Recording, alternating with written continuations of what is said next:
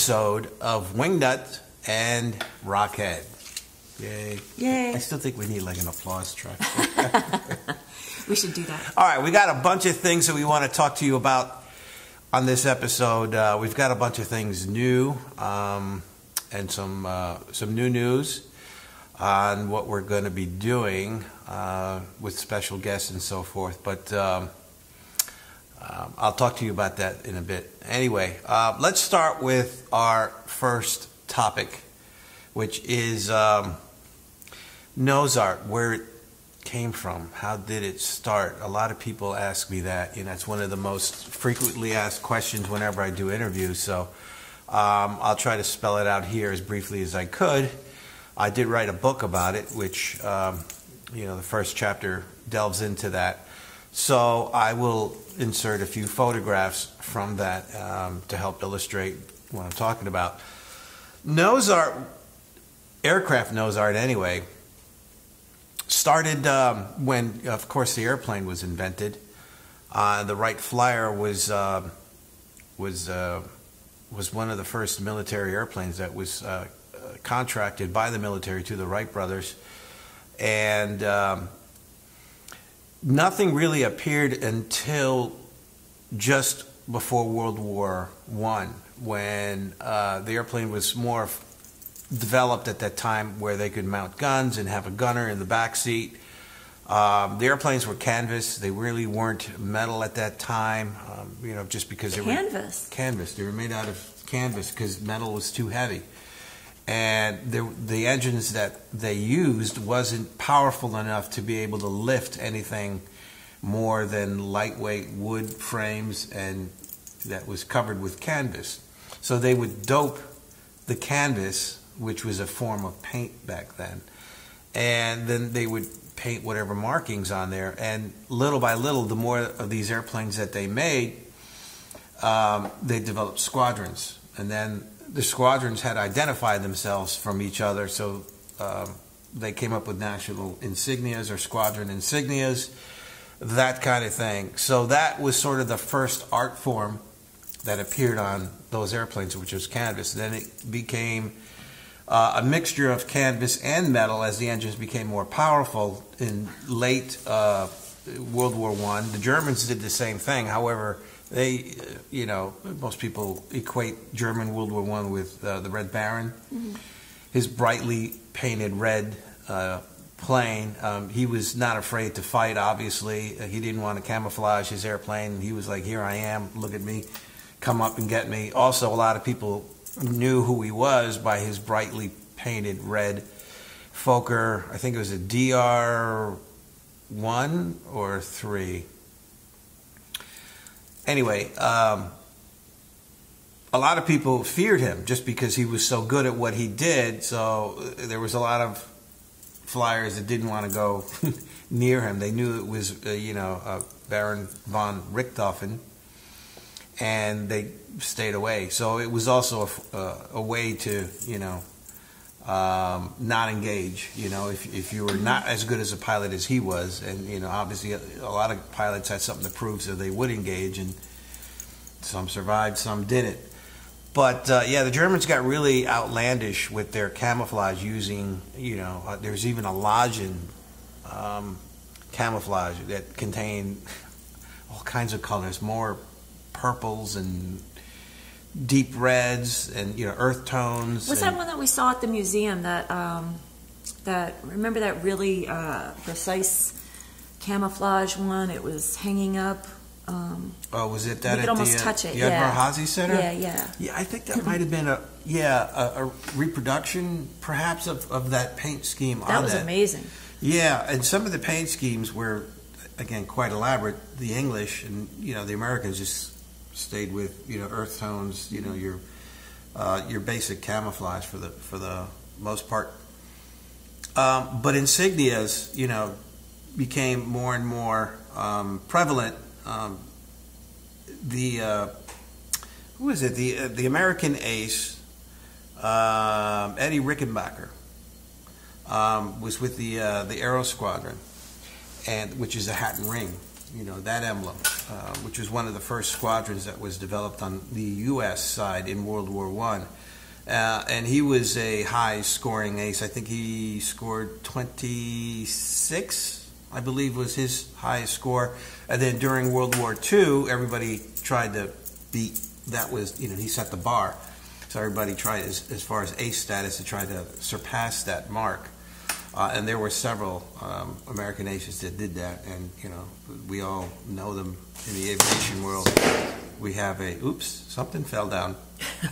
Hopefully you don't need it. Anyway, okay, I'm all over the place here. Getting back to World War I, and in between World War II, things got even more elaborate with squadrons as they, became more prevalent, as I stated, and there were training squadrons also. So, everybody started building more, war machines, airplanes. Then came World War II, where we switched over to all metal, obviously airplanes during the late 20s and 30s. And nose art really wasn't a concept, with pinups until, 41, 42, late 41, 42. When the calendar girls, the Varga Calendars Esquire was out there quite a bit, and they, I guess, thought, hey, let's put a pin up on the side of our airplane and give it a name, and things just got out of hand because they all started to compete. I want my airplane bigger artwork, more sexier women, that kind of thing, and it just went crazy. It spread. So there were literally thousands of nose art designs in World War II. And then after World War II, it didn't really stop there. It continued into Korea because a lot of the bombers, the B-29s, still had their artwork on them. They would just modify them or change them over. So in Korea, there were nose art on bombers as well as fighters too. The Axis powers did the same thing. However, they were not quite as elaborate, as the Americans. But they did, have aircraft. The Germans did, mostly insignias or personal emblems. The UK, the English, had a fair amount of nose art. Still not as much as we did, but they painted up a lot of their airplanes as well too. The Italians didn't bother with it really. The Russians, they had scoreboards, and you might see some unit emblems or something like that, but they were nowhere near the fun that we had here. The Japanese, same thing. They just weren't interested in that. But so you can imagine in a dogfight, or or adversaries coming up to meet, and they're looking at. Because you could literally get up close. See a hot girl on a plane. Yeah, it was just, it was a distraction. Yeah. So it only takes a split second to distract your adversary to be shot down. Right. So, but you could imagine what they must have thought. It's like, well, what the hell are they doing painting these airplanes? These are war machines. So in a sense, it kind of worked. To distract your enemy while you guys were doing your business. While also motivating, it was a morale boost. Troops, You think of your girl home, and it continued in Vietnam with helicopter artwork. Some the F fighters, F-101s, F-86. Well, that was Korea too, but still in Vietnam, it continued, and then we didn't have any really major conflicts until Desert Storm. And some of the artwork appeared there too. It was painted, and then you found chalk art. And then at some point in the 80s, I believe, is when the military said, okay, they started to get PC, and they said no more female figures and or nudes on there. They might have slipped in some areas, where airplanes really weren't seen so much. By dignitaries or visitors, because they would be out and have their own little hard stands and whatnot. But so the artwork went away, and things had to be approved by the brass. as far as design, so now you got control over what could be put on the airplane and how it could be put on the airplane. So mostly it was done with chalk, and if it was approved, usually the bomber commands did this. The heavies like the B-52, the B-1s in the 80s had nose art. They were the only groups that were still sort of allowed to have nose art painted. And then now with modern paints, things changed again. You don't have to use chalk because the modern paints are radar absorbent materials, so you can't put regular paint. It would defeat the whole purpose. You're thinking like, okay, 4 foot square or whatever, how big is it, how's the enemy going to see that? But believe it or not, radar has improved so much. They could take a B-52 and turn it into a small bird. That's crazy. They can't pick up a plane, but they can pick up paint. Well, it's just high tech, all the high technologies and the polymers in the paints now, as well as the aircraft materials that they build it with. Composite materials are your radar absorbent material, as well as the construction, by doing zigzags, jagged edges and whatnot. So this way the radar, cross signature cannot bounce back to its original source. That's pretty much how it works. It's just simple A, B. You get an echo, you hear it, and you know something's there. So if you could deflect that away from the source, then the source is not getting that particular echo back, at least in the same strength and form that it was when it got sent out. So it's harder to see and pick up on the return. Anyway, get out into the weeds. So to where we are today, nose art is sort of making a slow comeback with crayon and chalk on fighters. I've seen some F-15s. Whatever they could put on there that can be taken off fairly easy. Chalk, it's great, but once you get into some weather, it washes right off. So, they're just getting a little creative with things and whatnot. And as I said, the B-1s, the B-52s, and the cargos, the C-130s, the tankers as well, the C-135s and the there's another one there, just replaced them.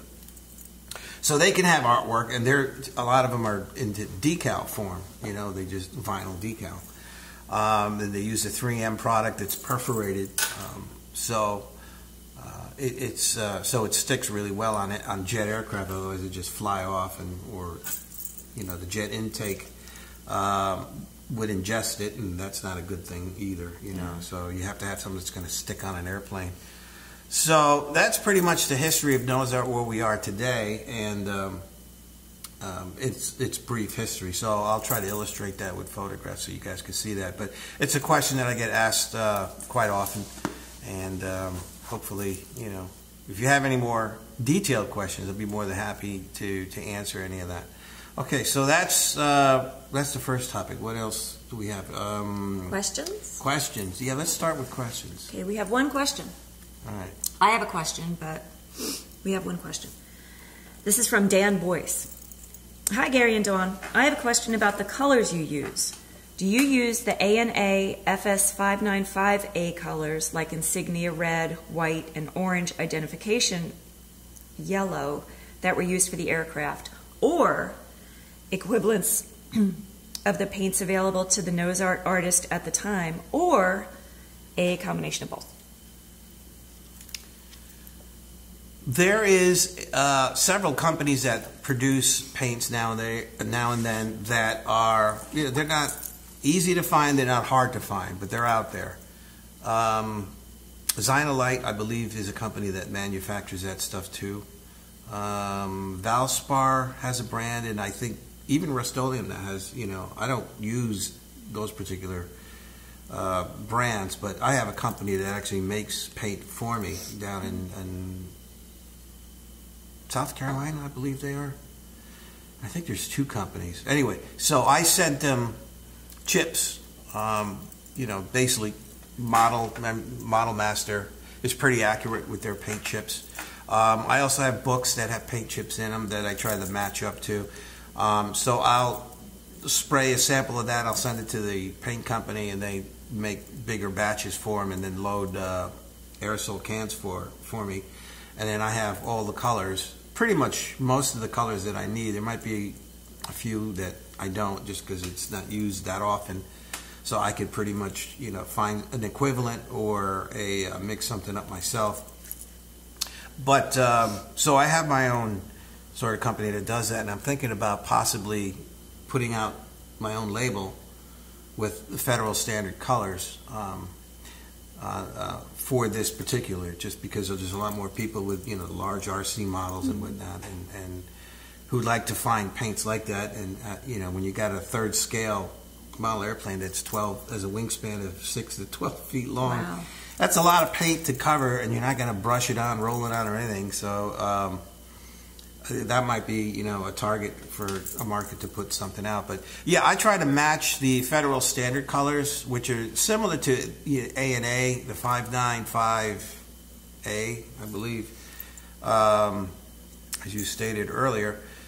So there are some variants, of the shades, from World War I to World War II. But olive drab, there's several. I think there's 3 or 4 different shades of that, and they ended up with what we have now, which is 089 is the last 3 digits, I believe. So I do use federal standard colors as best in matchup to paints as best as I could. I mean, because again, the reputation I have, it has to look right. And anything that's relic, then I use a lighter shade, because paint, planes that are out in the sun and beaten up a little bit fade a little bit. So I try to recreate that as well too. So again, I'm a stickler when it comes to detail. So I try to be as accurate as I could rather than just go, oh, this looks right. So I got to find the right colors, the right paints to match the federal military paint charts as best as I could. Anyway, so that's your answer. Oh, great answer for a great question. Thank you. That's a good question too. That's all the questions that I have. That's all, just the one question. We have some more questions that came in late that we're going to answer next week. And speaking of next week, we have a special guest that's going to come in. He is the president of the CAF, Hank Coates. So he'll be making an appearance here. And if you guys have any questions for Hank Coates or any of the CAF wings, he's the main guy that runs everything. So we're going to hear from him and see what he's doing down with the headquarters and potentially any other wings that may have some breaking information. As some of you know, I do a lot of work with the CAF on their airplanes and the various wings around the country. So I just thought it would be appropriate to reach out to Hank to see if he'd want to come in. And he was like, sure, absolutely. when here's my assistant and coordinate time. So we'll have that for next Sunday. You've got more guests lined up. We do have, and we have another fine guest and an old friend, Dale Snodgrass, who is one of the most, prolific F-14 pilots. He holds the record of having the most hours in an F-14. Wow. And he did some work on the original Top Gun movie with Tom Cruise as far as, consulting. So we're going to talk to him about that a little bit, about some of his exploits, maybe how he got his call sign Snort. That's one of his mostly frequent asked questions. So I don't know how much time we'll have with him, but we'll try to get as many questions in and have some fun with him. So if you guys have any questions for Snort, send them in and we'll ask them. And we'll go from there. And then we're working on a couple of others too that we're not going to divulge yet, but we'll let you know when that time comes. So what else do we got? Fun fact time? Fun fact. All right. Fun fact time. My fun fact is really fun today, too. All right. Let's have at it. My fun fact actually consists of several little facts. And it's all about Bruce Dickenson from Iron Maiden. Yeah. Yeah. That's right. So after joining Iron Maiden in 1981 and reaching massive success with the band, around 1993, he decided to get his commercial pilot's license. He was licensed as a pilot for, I guess, years since he was younger. I don't know exactly when. But he got his commercial pilot's license, which apparently is extremely detailed. Takes like 1,500 hours of flight time, about a year's worth of exams, flight exams as well as academic exams. And he started flying a Boeing 757, which according to him is the equivalent of a Jaguar on the ground, in the air, with Astraeus Airlines. I believe they're out of Britain. I'm not sure. Actually, Yeah, it's I'm not the sure UK about that. somewhere, Yeah. Okay. And then he was actually appointed CEO of Astraeus before they, went under. And he chartered a 747 from Astraeus when he rejoined, or after he rejoined the band Iron Maiden in 1999. And he chartered this 747 to fly the band around on their Book of Souls tour with Ed Force One.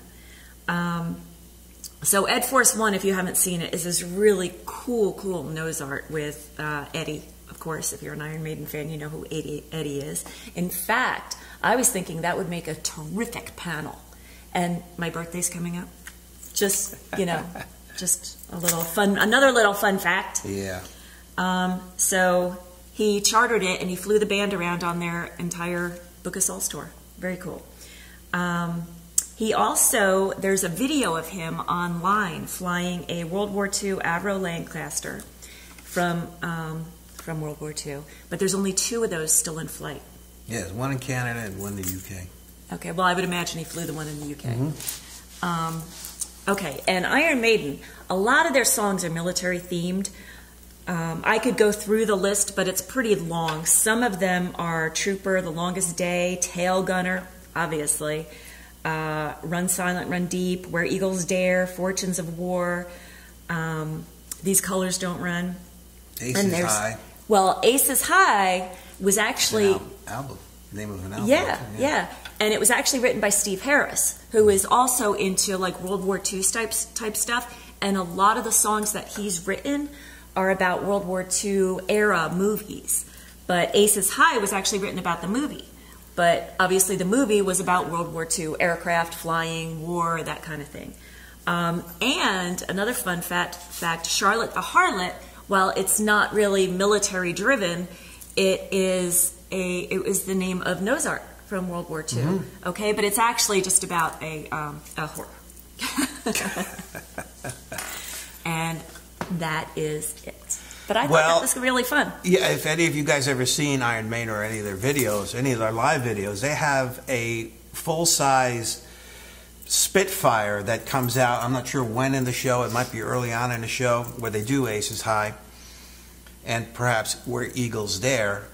It's basically a balloon, but the detail is kind of uncanny. But it's kind of silly in a way that the way it's kind of floating around and the wings sag a little bit, but it's still cool nonetheless. Propellers spinning, and they have video graphics behind them of just all kinds of scenes of war and World War I, World War II, that kind of thing. But I just thought it's cool, and Dickenson being a major World War II buff, I think he's flown in a Spitfire too. I think he has flown in that and maybe a P-51. And on another side note, another rock musician who owns a collection of warbirds, was David Gilmour from Pink Floyd. He was very actively flying at one point. I'm not sure if he's doing that anymore. He might have sold off that collection, but I know in the 80s and 90s he was pretty active flying, those airplanes and flying them in air shows like at Duxford and so forth. But very cool. But I forgot to mention one thing about Bruce Dickenson. He's also doing a video diary series of World War II aircraft. And they're about, like the Spitfire. When you said Spitfire, it reminded me about the Spitfire and the Hawker Hurricane and other we need to get a hold aircraft. of him. We got to try to get a hold of Bruce Dickenson, have him on, either Zoom or call in, or maybe if he's in the area. I know he's a busy guy, but if you're watching, we'd like to have you on and talk shop about aviation a little bit and how that falls into his category. Yeah, he's very, very passionate about it, you can tell. And he was even saying, I was reading an article about him, and I watched actually the first Hawker Hurricane video, but I was reading an article about him, and he was saying that since he was a small boy, he's been into aviation. It was like in his blood, it was born in him. And he's had he went through this big list of models that he used to build when he was a kid, and he had literally, I mean, everything that I've heard of and well beyond that. Of course, I haven't heard of a lot of things, but yeah, I did the same thing when I was a kid. Yeah. Except I used to put firecrackers in them, the ones I didn't like, and put them on the string, and second floor, hook it to someone else and just light a firecracker and watch it go down. My brother did that with cars. He used to set them on fire and run them around the track. That's funny. Yeah. Anyway, all right. So what else do we have? Shout out. Let's do a shout out to Mo Aguilar. No, it's Aguiari. Oh. Aguiari, and he runs Warbird News, which is a subsidiary of Warbird Digest. So I want to give those guys a shout out.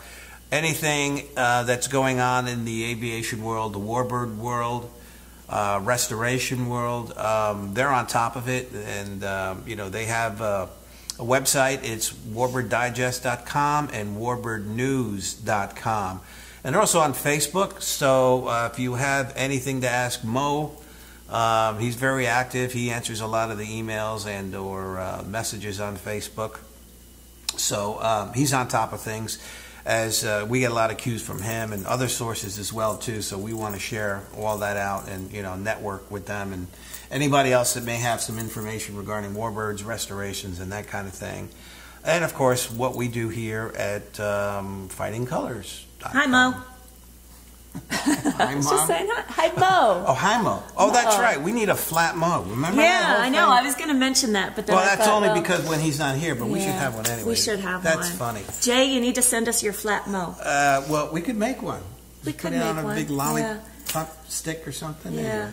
All right. So I guess what else? I mean, is that it? Do we have anything else to report? No, I think that was it. Except we want more questions. Send us more questions. I mean, this whole series is starting to pick up now a little bit, and we're getting more questions and more viewers. And I know it's still relatively young as far as a new show, and we're evolving and we're trying to make things better as well too. So send us your questions. Feel free to ask around in all the media platforms, including email. I think my email is on my Facebook page. So I'm very easy to find. I can't hide from the interwebs. So again, I've done a lot of stuff over 25 years, huge body of work. So I'm easily to find. And like I said, there's no way I can hide. So anyway, thank you for tuning in once again to WingNut and RockHead Show. Yes. And we will see you next week. Bye.